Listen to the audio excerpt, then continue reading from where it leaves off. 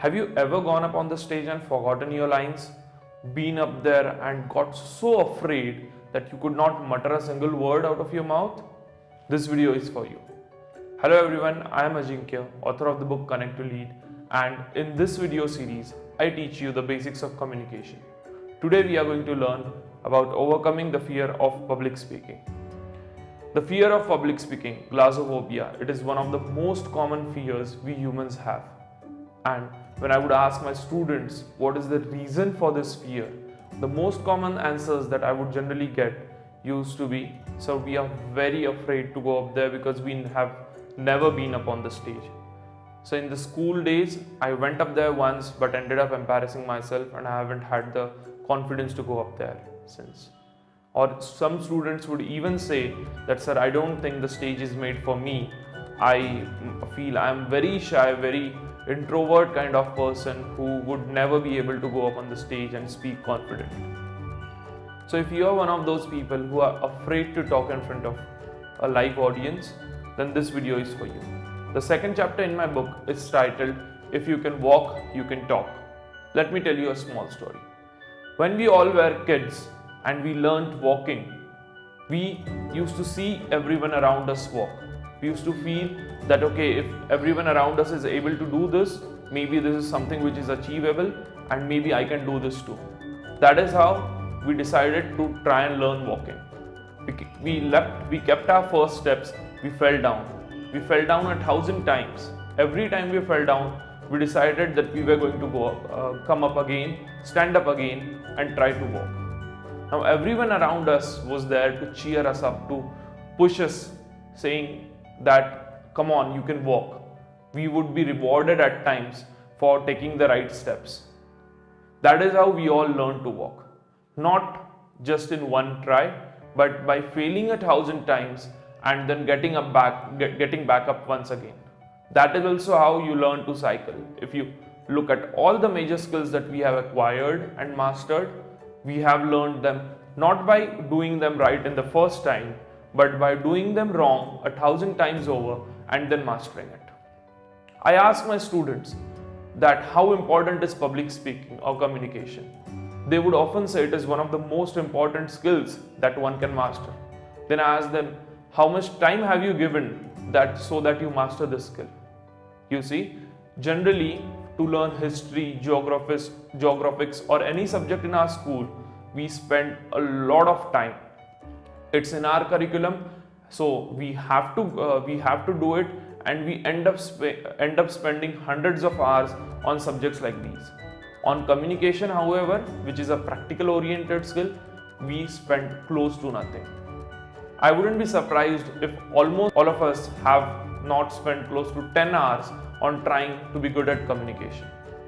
Communication is something which can be mastered very easily, but it does require some amount of dedicated efforts. You need to say that, okay, I'm going to go up on the stage. Maybe I'll fail once, maybe I'll fail twice. Maybe I'll go up on the stage for the first time and forget my name. But the second time I go up there, the least I would be able to say is my name. The third time I would go up there, the least I would be able to say is a few lines. By the time I go up there for the 10th time, I should be able to give a good speech. That is how you build upon communication. That is also how you overcome fear. One of the major fears that we have is fear of embarrassing ourselves in front of the classroom, in front of someone we know, or maybe even in front of someone we don't know. Think of a classroom. Students are embarrassed to go out and talk in front of a classroom because they feel their classmates can judge them. I generally ask my students a question. What if, while I am teaching, I ask them, what if I do something very embarrassing today, embarrassing for myself? What if I go up on the stage in front of a classroom full of 100 people and forget to speak anything? What if I slip and fall on a stage, which kind of would be very embarrassing for me?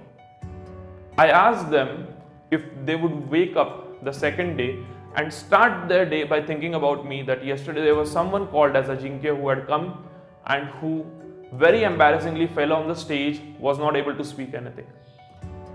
Some of the students might remember it on the second day, but on the third day, on the fourth day, on the 10th day, nobody would remember it. Nobody would keep on thinking about it. I tell my students to stop behaving like VIPs while we all behave like VIPs when we are not, and think that, oh, what if I embarrass myself? Do you know, just like this song, कुछ तो लोग कहेंगे, लोगों का काम है कहना. you need to remember that it is people's job to say what they have to say, but it is a choice that you have to make, a choice which is between a little bit of embarrassment today as compared to a lifelong of saying that I am not good at communications, I am not good at public speaking. There's also something that I write in this chapter is called as ABC method of overcoming the fear. A is affirmations.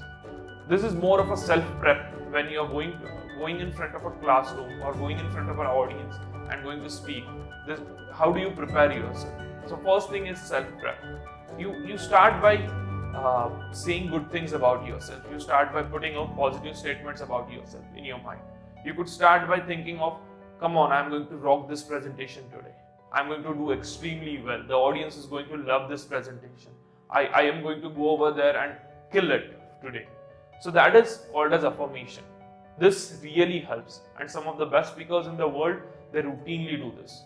You can close your eyes and imagine of you delivering a fantastic speech, delivering a great sales speech or a presentation or anything that you are generally going up out for.